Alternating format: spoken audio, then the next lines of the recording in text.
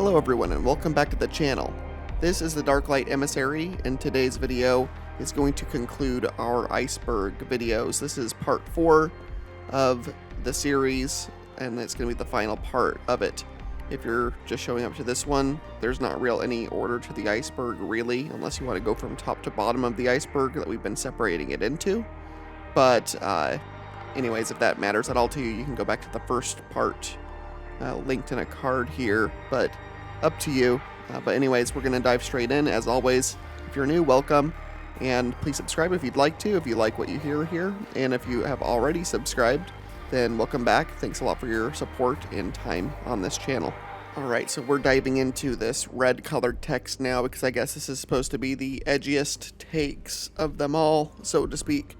Having read through them a little bit, some of this is already answered from recent lore establishments, but some of it is just people's speculations and thoughts. And we're gonna run straight into them, starting with the Emperor promised half of his sons to the Chaos Gods. I don't agree with that. I don't think that's what he did. I do think that the Emperor either promised or made some kind of deal with the Chaos Gods that we have never been given any information on. I did a video a while back about a particular scene in the End in the Death Volume 3, and it centers around a single question the Emperor asks the Chaos Gods when he shows up to confront Horus. He just asks them the question, why?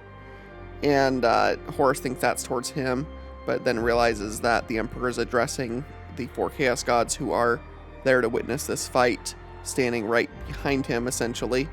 And that question is never answered by the Chaos Gods. The fight begins shortly after that, and it's never brought back up. And really, my video centered around why would the Emperor ask, why would the Chaos Gods do that?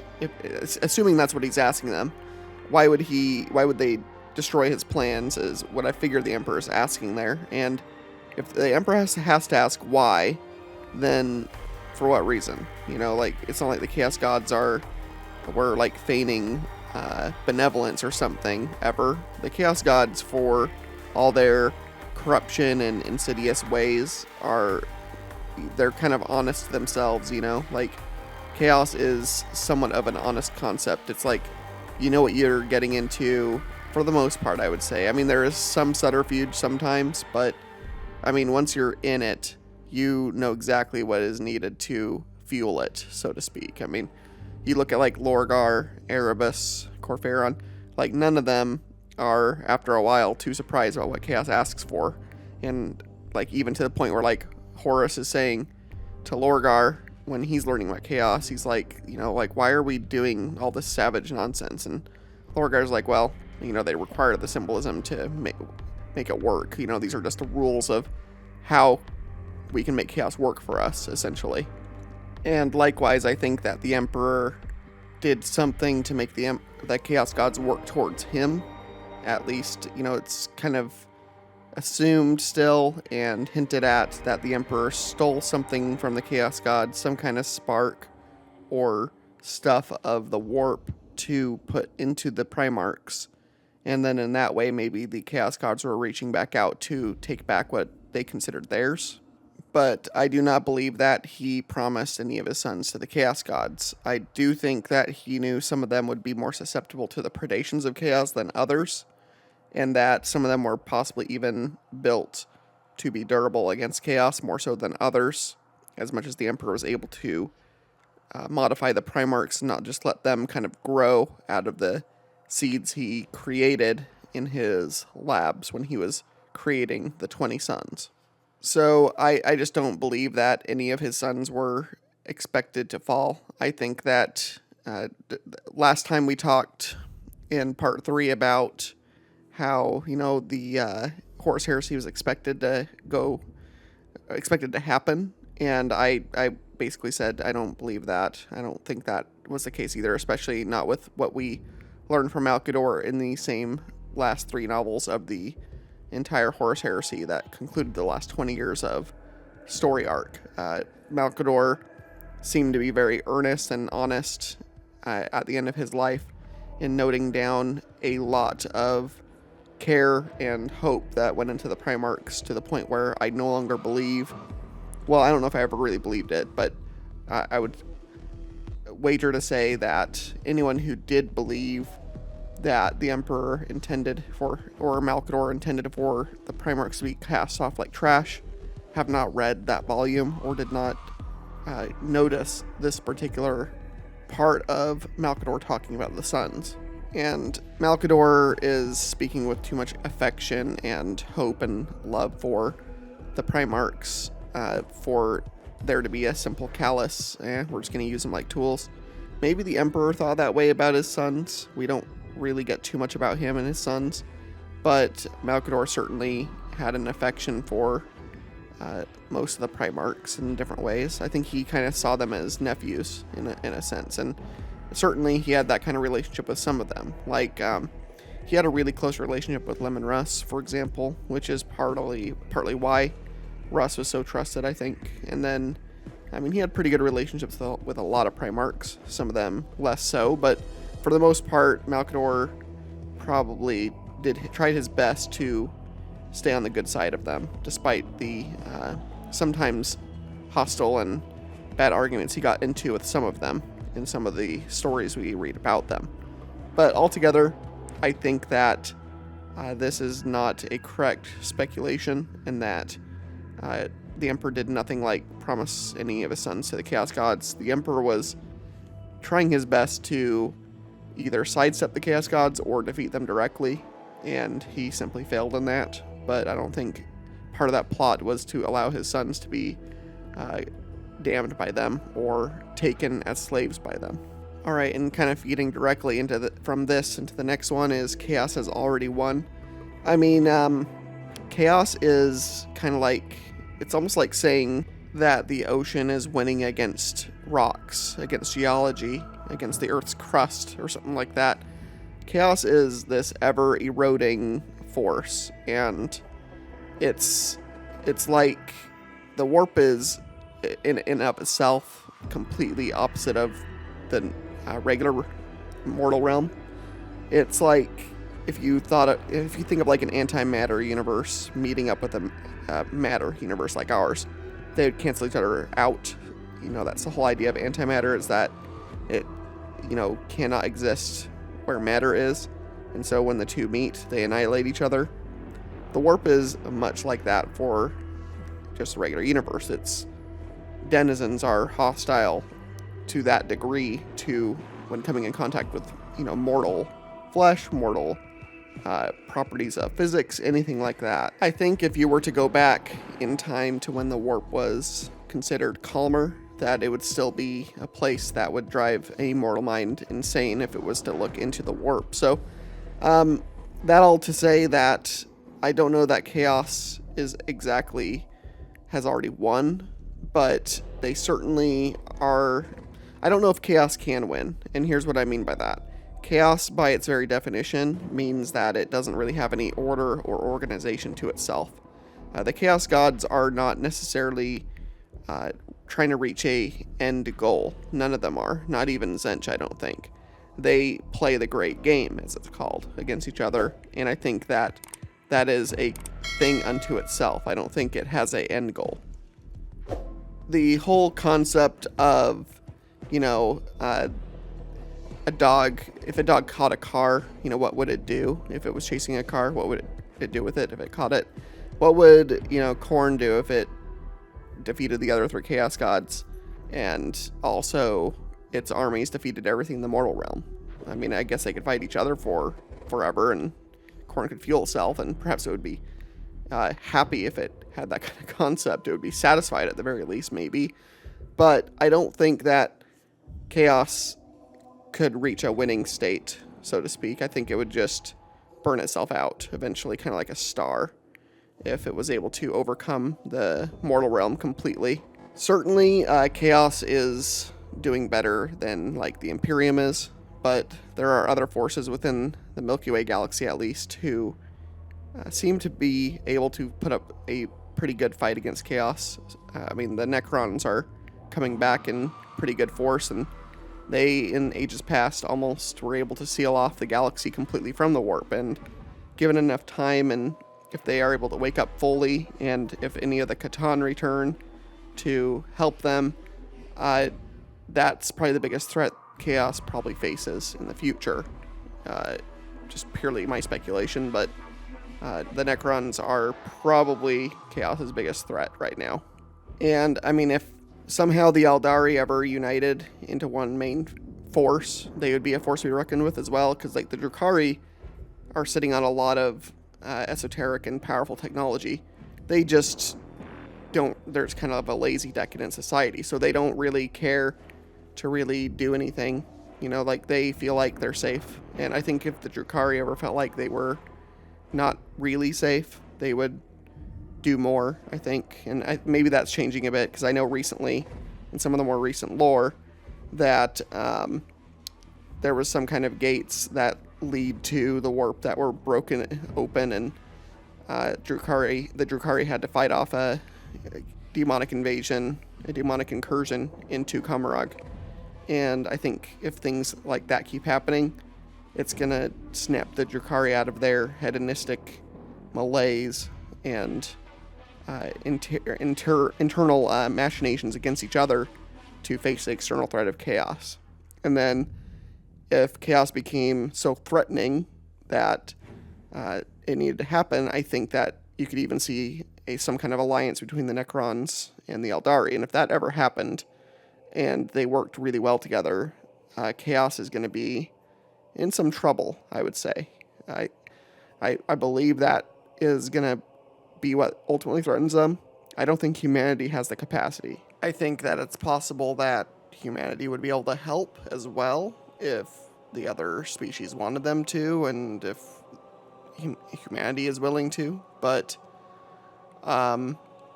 ultimately, humanity is still fairly primitive compared to the Necron and Eldari tech. And so if you were to alloy those two together, I think chaos would have a lot of problems. But there is a lot of, I mean, there's literally millions of years of deep-seated hatred between Necrons and Eldari. So, I mean, this is pie in the sky. You know, everyone locking hands in harmony and fighting off the bad guys, you know, type of trope. And I don't think Warhammer's ever going to do that. And I wouldn't want it to. That would be a lame way to end things if they ever wanted to end it, which they're not going to want to. Why would you end this entire story? You know, like they tried to do that with Warhammer Fantasy, and they ended up reverting that choice because they realized that was kind of foolish. So I don't think we have to worry about 40k doing something like that. But anyway, for Chaos to actually win, though, certain things have to happen that I also don't think are going to be allowed to happen as well. All right, next is the three main Tyranid hive fleets were just scouting parties. I mean, very possible. I mean, every single depiction you see of like an invasion force of the Tyranids into the galaxy shows these absolutely massive extragalactic tendrils just barely reaching their tips to touch the galaxy, essentially. And if that size is at all scaled correctly, then man, yeah, I mean, the forces that the galaxy have fought so far are certainly a version of Taste Test, a version of the Tyranids just kind of getting started. And who knows what the answer would be to defeat them. I would guess that you could probably find some way to chain react a psychic feedback loop through their communication network, through all the Norn Queens, which are what is like the highest ranking connection to the hive mind is for the Tyranids, but that's just me guessing. But I do believe that it's very possible that the different fleets, the different hives we've ran into, Leviathan, Kraken, all of these different ones, are certainly possibly just the vanguard for a much bigger, wider force that is still making its way towards and into the galaxy. The whole point of the Tyranids is for them to be kind of this endless swarm in a much bigger degree than we've ever seen almost in any media, I would say. I mean, usually swarm-based enemies in other media, yeah, they have technically endless troops, but usually they're still a faction within a galaxy, and they don't envelope that entire galaxy. and the Tyranids seem to like they might be able to envelope the entire galaxy. So the Tyranid scale is pretty incalculable. I think also in a video in the past I did a speculation on, I think it's possible if one of the Catan comes back and is in full force, that one of the Catan could possibly defeat the Tyranids too. Since the Catan are masters over real space and its physics, they can do weird things like shift things into other dimensions and literally turn one element into another. They might be able to do some pretty fancy things to discourage the Tyranids from continuing to go into the Milky Way. But unless something really devastating happens to the Tyranids, then who knows what's going to happen here with them. But, I mean, the Tyranids are adapting as well. They now have anti-chaos hives. They have other hives that are, like, adapting to fight, like, Nurgle's forces, becoming, like, disease-resistant to, like chaos plagues, things like that. So the Tyranids are not only endless, but they're also highly adaptable as a species. And if they continue to do that, their threat level is going to keep increasing because they're going to keep adapting to any threat the galaxy can throw at them. And again, this kind of goes back to like the Drukhari and the Necrons. I feel like those two factions are going to be possibly able to defeat the Tyranids and again, for the Drukhari, they'd have to get off their asses, so to speak. They're not going to. So I don't know why I keep bringing them up, honestly, but the Necrons are becoming much more active, and they don't have any biological matter to speak of, usually, for the Tyranids to be interested in them. So they're kind of a good bulwark against the Tyranids if they are able to get enough of forces together and activate enough of their ancient technology to fight them back with. And that's going to include shards of the Catan that they own, and then as a nuclear option, I suppose, the Necrons have the Celestial Orrery, which allows them to supernova any star in the galaxy, and it's currently caretaked by a certain dynasty that is much more about observation and only pruning systems that are like going to damage other parts of the galaxy irrevocably. So they're more about guidance than using it as a punitive weapon, but certainly if the Tyranids are becoming too much, they could do that if they needed to.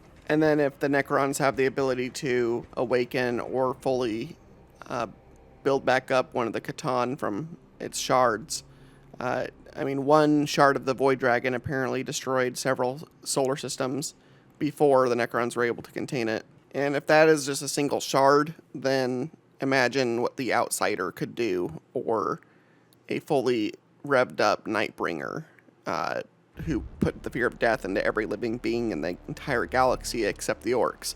I mean, the Necrons, we all kind of know, and if you're new, you will come to know, that the Necrons are a very ancient and powerful civilization, and they hold a lot of material realm technology above pretty much everybody. And the problem with them right now is just that they're still somewhat of a sleeping giant, quite literally, and they don't have access to all their technology anymore. If they're able to restore a lot of that, then they're going to be able to fight both Chaos and the Tyranids off, I believe. So, ironically, the army of death zombie bots are the galaxy's greatest hope and greatest threat at the same time, in some ways, I would say. However, the Necrons have become less menacing in recent years, with them becoming a bit more communicative with other species. They used to be in the past just completely uncommunicative, marching rows of machines that would just destroy all life they came across. Now that the Silent King is back and other leadership in the Necrons are waking up to take control of these forces, those beings are much more likely to open communications with other species to sometimes even work together. Like, there's now been incidences of Space Marines and Necrons helping to fight the Tyranids together, which never would have happened just a decade plus ago. I remember playing the original Dawn of War, and in Dark Crusade, when you play as the Necrons, your win state, when you defeat that campaign as the Necrons, they obliterate all life up to the microscopic level. Like, they turned that world into nothing but dust and death. And that was the old ways that the Necrons were portrayed, and now they're a bit more willing to let other life live, at least for now. Alright, I think that's enough on this topic for now. I could dive into this for a while, I think, but we'll move on to the next one here, which is Lorgar regrets betraying his father and has been slowly going mad with guilt for 10,000 years. I don't think this is true. I like the idea of this, but Lorgar certainly does not regret anything to do with his father. I think, if anything, he finds it a bit humorous that the Emperor's own church uses his book as a basis for the religion that the Emperor himself did not want to even happen. I think that Lorgar is angry and frustrated that the Emperor never told them the truth about chaos to begin with. I do believe that if the Emperor told Lorgar about chaos and what a threat it was to him, that Lorgar and the Word Bearers would have become one of the biggest bulwarks against chaos to have ever existed, because their faith in the Emperor was so intensely strong that would have been like just a gigantic locus, focus point for faith in the Emperor to flourish. And it's been shown that faith in the Emperor as a god and worship of him as a god does have an effect against chaos, to the point where during the Horus Heresy, Malcador and the Custodes, as much as they didn't really agree with it, decided to let Keeler, the first Imperial Saint, and her followers keep their worship and faith going. And then eventually people like Sigismund also became part of the faithful, and we saw Sigismund become even more powerful and dangerous than he already was to begin with. And I do think that that is why Chaos, most likely Tzeentch specifically, spun up plots for people like Erebus and Corpheron to be at the root of the Word Bearers and help coax Lorgar along the path to chaos worship. Because if Lorgar would have sussed them out, and if he would have been able to bolster even more so worship of the Emperor, I think that chaos would have had a much harder time. The Word Bearers were one of the biggest legions, and they were incredibly good at compliance actions, and every world that they left behind was intensely devoted to the Emperor to a fervent degree. And so each one of those worlds would have been probably impossible for chaos to take root on. And so by upturning that and turning that against the Emperor, I mean, that's kind of a humorous gesture by Tzeentch, probably for its own amusement, but it was also a strategic move, because then the Word Bearers were the root of the coming Horus Heresy. They were the ones who set it all in motion for 40 years before that ever happened. So I don't think that Lorgar feels any guilt. There's signs apparently of him possibly moving throughout the galaxy again with the opening of the Great Rift and the resurgence of chaos even more so into the real space. It does seem like there is some tangential reports of a lot of the demon princes of chaos that were once primarchs being at large again in the galaxy, sometimes at the forefront. We have Angron out and having been defeated by the Lion recently. We have Mortarion having been out in a big way. And there's apparently reports of Fulgrim being with the Emperor's children again. So, and then Magnus also made an appearance recently too. So all of them are active again, it seems like. And that probably does include Lorgar with the Word Bearers once more. And so it'll be interesting to see if we get Lorgar and Robot Goleman having a rematch of them talking again. I don't really care for them to fight, which is probably going to happen because it's Warhammer, but I am very interested to see what kind of conversation they would have after 10,000 years. Because the conversation they had previously was a revelation to Lorgar that his brothers didn't actually hate him until he betrayed them. And I think that it'll be very interesting for them to have some kind of form of intellectual discussion about the nature of things. He sort of did that with Mortarion a little bit, but Mortarion's not much of a talker. Lorgar is very much a talker. That's kind of his entire thing, is he's a very good orator, and he's a very good at convincing people to his side of things, if he's allowed to talk. Not that Robout would be tempted necessarily, but it'd be very interesting to hear that conversation between those two. Especially given that Lorgar would be like, so, you know, what happened to the Emperor not being worshipped as a god, brother? You know, like, remember you were so adamant about trying to burn my book? What happened now? You know, like, I would love just for that conversation to happen, honestly. The sass between them would be legendary, I feel like, and I'm here for those conversations. So I hope we get that sort of rematch between the two of them. It would be more of a fresh discussion from Robout's side, since he was in stasis for that 10,000 years, but Lorgar's been around, although Lorgar does have to check under his bed for Corax every, like, 5 seconds now, and in his closet, I'm sure. So there's that problem that Lorgar has to contend with. I mean, last we saw of Lorgar, he had sealed himself away in a some kind of basilica temple thing with sigils on it that kept Corax out. So if that has ended and he is out again, then I don't know if Corax's threat is diminished or if Lorgar simply doesn't care and is willing to fight him if he shows up again. Not sure, but guess we will see here maybe within the next decade of new lore that will come out. We'll have to wait and see.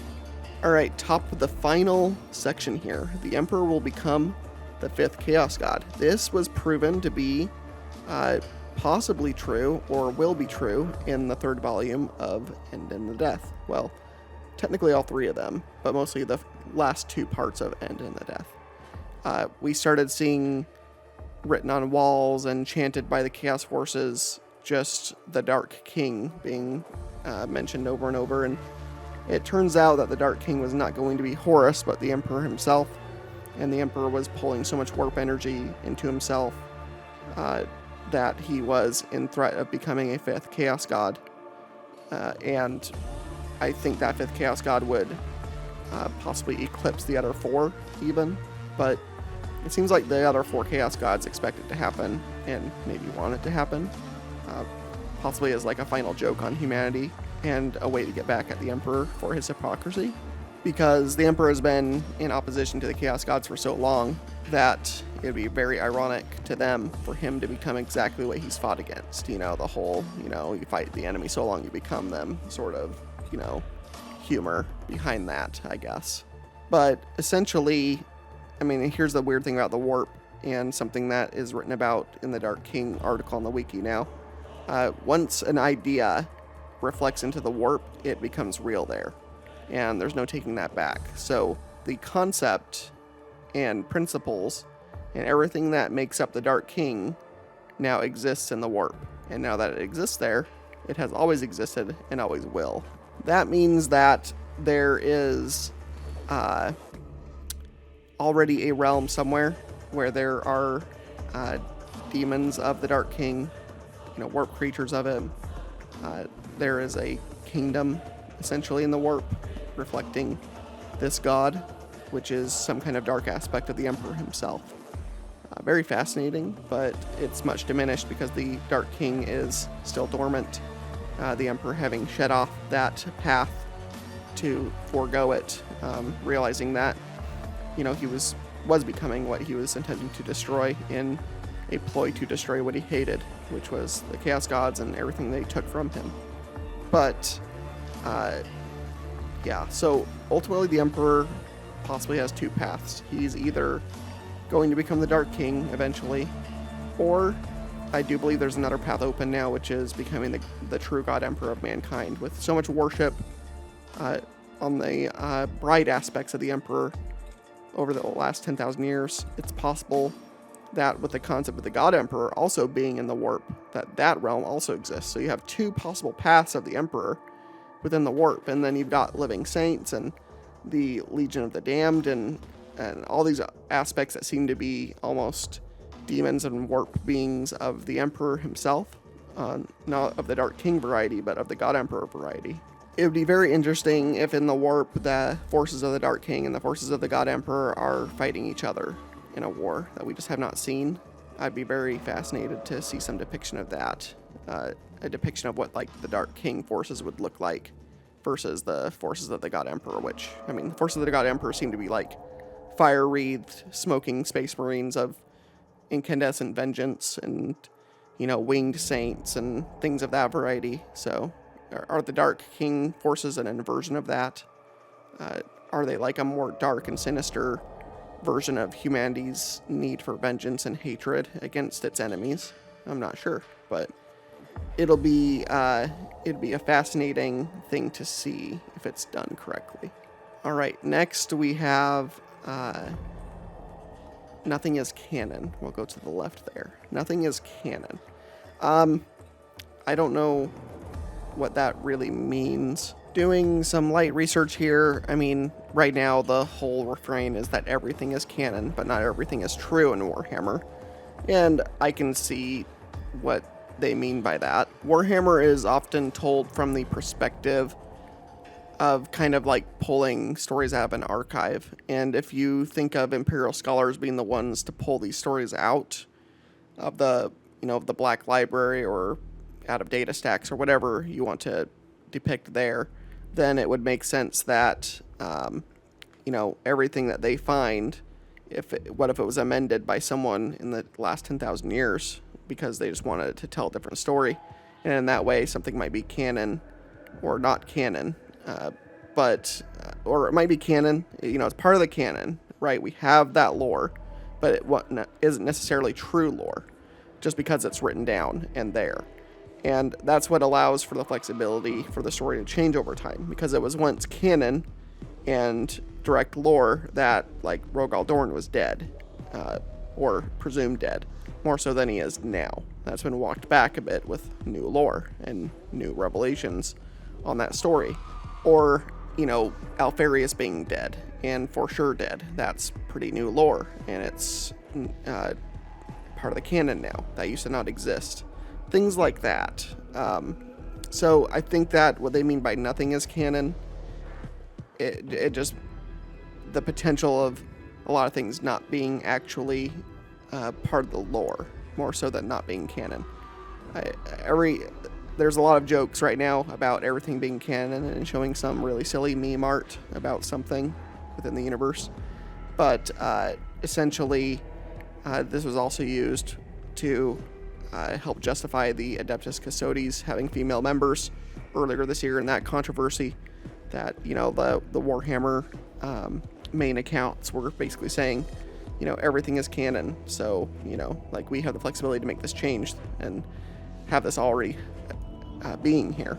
And I could allow that to a certain extent. I mean, if you think about it, if there's 10,000 plus years of history just stacked up in piles and these scholars are sifting through it, and that's the stories we get, then who's to say that a story about a female custody just was never found until now? And now there is one about one that did exist or has existed or does exist.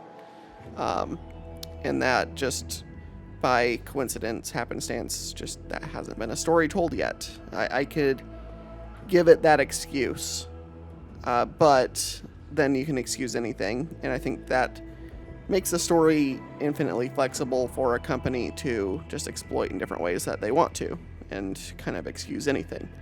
So I think you have to utilize that power smartly, and I think that a lot of people just saw the female custody thing as a misstep of use of that power, and then just the condescending tone they were taking with fans that wanted to question that being a lore that always existed, that they were claiming it always existed. It didn't always exist until it was, I guess, in air quotes, discovered by the scholars that are looking through the canon, so to speak. But they didn't explain it that way. They just said, no, they always existed, you just didn't know that. And that was like a dumb way to explain it, but essentially I think that's what this is talking about here, from some light reading, just reading through online, trying to find where this phrase came from. Alright, next is the Terminus Decree orders the eradication of humanity. So the Terminus Decree was something that for a long time was held secret by the Grey Knights, and we knew of its existence, but not what it entailed. It was like a sealed letter, sealed capsule with commands in it, and what was in it, no one really knew. And this was revealed in also the end and the death. What the Terminus Decree ended up being was a instruction on how to create a super virus that could hunt down and wipe out any Astartes and primarchs. This was a plan spun up in part by the Custodes, and I think Malcador a little bit as well. Maybe not. Actually, I think so. At least Malcador's followers, his servants. And this was all created by one of the Emperor's former rivals, who was one of his chief competitors during like the Techno-Barbarian Wars during the Age of Unification. You had this master of biological manipulation and creating viruses and things like that. Just like a pure master of science and a pure believer in human transhumanism in a lot of ways, but through biological means. Kind of like Fabius Bile in a way. And his name is Basilio Foe. So he was at one point one of the Emperor's chief rivals to take over the Earth, and so take over Terra. And so he was a pretty big threat, and he was used to create this final plan to defeat all of the forces of Astartes and Primarchs, just delete them all. And it was almost put into effect by the Custodes shortly before the heresy was put to an end with Horus's death and time reasserting itself on Terra. They were minutes away from releasing that virus, I believe, giving that go-ahead to do that. And then now it's sealed away on Titan with the Grey Knights. And if it's ever opened and revealed what that is, who knows what will happen.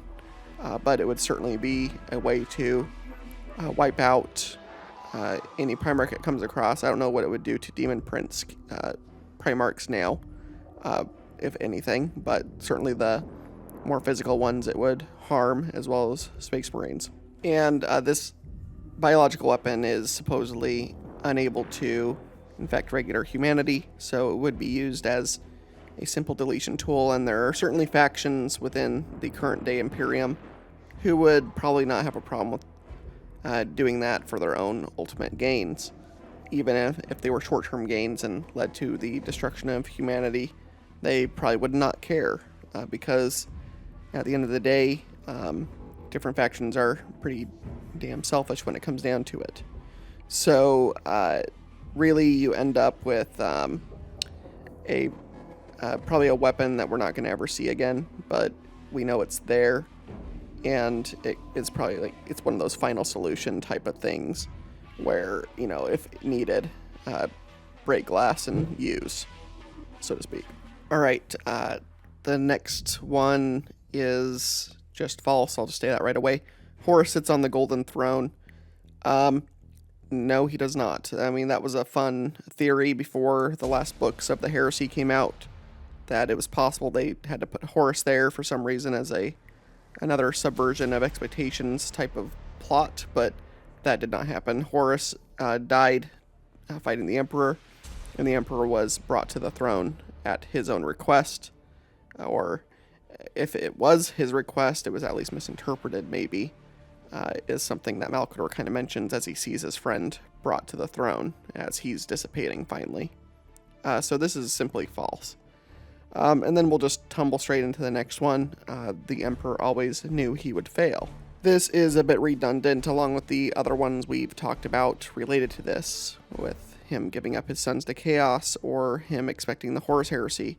The Emperor probably knew he could fail, and he just hoped he did not. He hoped he saw the right path and that he was able to get through to that good future for humanity. And he ultimately miscalculated, and he seemingly has failed now. So unless he's playing an ultra long game and there's something that he could do to right everything at the end here, then it's certainly the case that the Emperor seems to have failed in what he hoped to accomplish for humanity. Only time will tell here, and it's possible we'll never get the end to that story to see what the Emperor truly had in store, unless they decide to do like an alternate history telling of what could have happened. but right now we don't know anything about this. And we don't know if the Emperor coming back in 40k would do anything to cause humanity to succeed or not. We don't even know if the Emperor came back, if he would be himself again. He might be an entity that is unknowable even by his sons and the Imperium at large. So him coming back isn't an I win button, I would say. And we just don't know if he's ultimately failed yet or not. Or if he is still working on some part of his plan, is able to concoct some more things why he is sitting on the throne and fueling the Astronomicon and seemingly fighting some sort of war in the warp itself against the Chaos Gods still. Alright, the next thing, this is the final tier here, we have is Malcador was running a coup. I mean, this is proven false by the End and the Death volumes. Again, a lot of answers were kind of given there. We got as many answers as we got non-answers in those books, I would say. And one of those answers that we got is, no, Malcador was not running a coup. He was certainly in charge, but Malcador was likely, possibly, except for Constantine Valder, the most loyal man to the Emperor that existed at that time.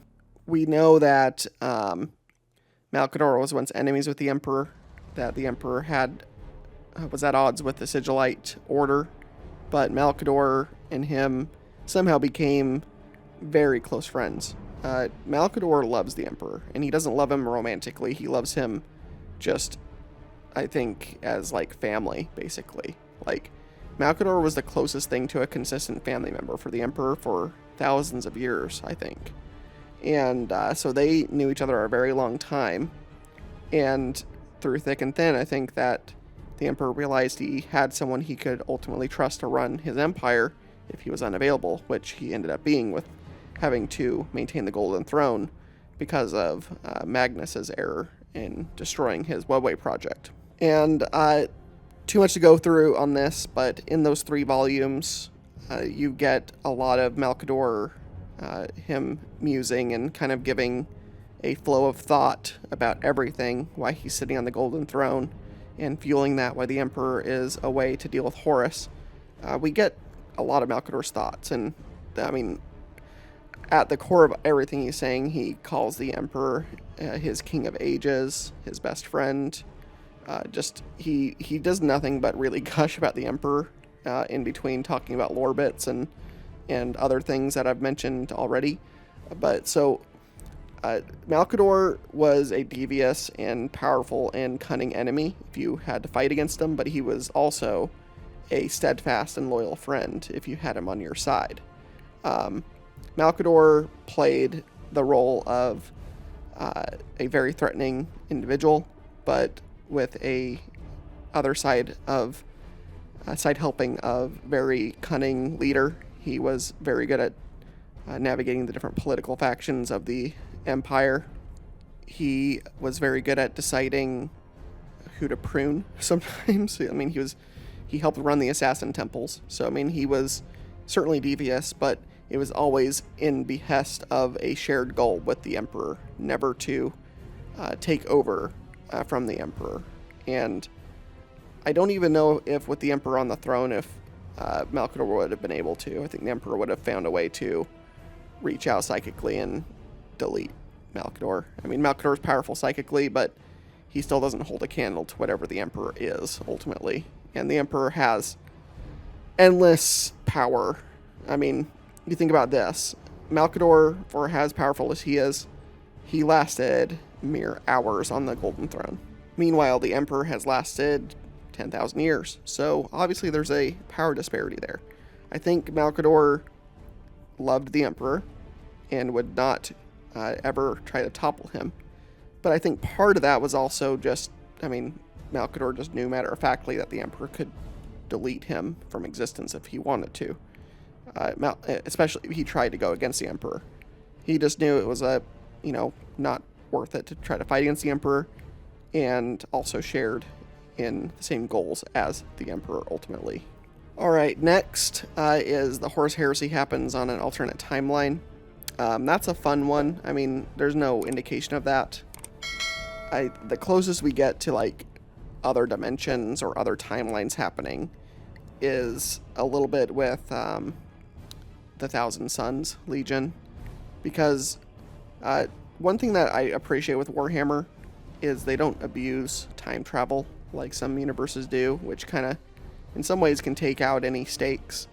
That being said, Warhammer did introduce it in a big way with the perpetuals and how they kind of travel around, and they essentially travel through time and space several times as a group. Sometimes in some of the later Horus Heresy novels, you've got the Argonauts, as they're called, which is like Old Person and John Grammaticus and a few of those characters in the Horus Heresy. They did travel through time and space, but they had specific tools to do it. It's not like they could do it at will, and it's not like they could choose exactly what eras they were going to either. You know, this wasn't literally like Doctor Who, where they could just do what they wanted. Anyways, I digress. My point is that in the Thousand Suns, one of the novels for the Thousand Suns, I want to say it's basically the direct follow-up to A Thousand Suns, which was the Crimson King, which saw the Thousand Suns trying to repair the damage done to their primarch after they were defeated on Prospero. And to that effect, Ahriman and some of the Thousand Suns are able to go back in time to around the end of the Unification Wars on Terra. I forget exactly what they were doing there, but they had to do something there. I think maybe part of Magnus' soul somehow reached that point. But anyways, point being, they were able to go back that far in time. And that's fascinating to me because, like, it made me think, like, why didn't Ahriman go find Magnus or even his past self and change history? Why didn't he go find the Emperor, who probably would have believed him more than anybody? Go find Malkador. Go find somebody that like would recognize them as, you know, Astartes, but maybe not from their era, and be willing to talk with them. I mean, the Ahriman is a powerful psyker. He could literally like share his thoughts with another powerful psyker of that era and perhaps change the course of history forever, which would create a different timeline completely. And this is never satisfactorily answered as to why Ahriman and the Thousand Suns chose not to change their ultimate fates here by telling their past selves or Legion or anyone about what was going to happen in the future, since they were now in the past where they could do so. And so all of this to say, I don't think that the Horus Heresy happens on an alternate timeline. What is the original timeline then? They all win and they go and they like have a great galaxy that they rule afterwards. Like, I mean, there is a really funny meme that I saw that like shows Horus and he's, you know, still in the Ludawolf's colors, and the text is like, "Father, you hit your head quite hard there." And he's like, "Horus Heresy? Traitors? What are you talking about?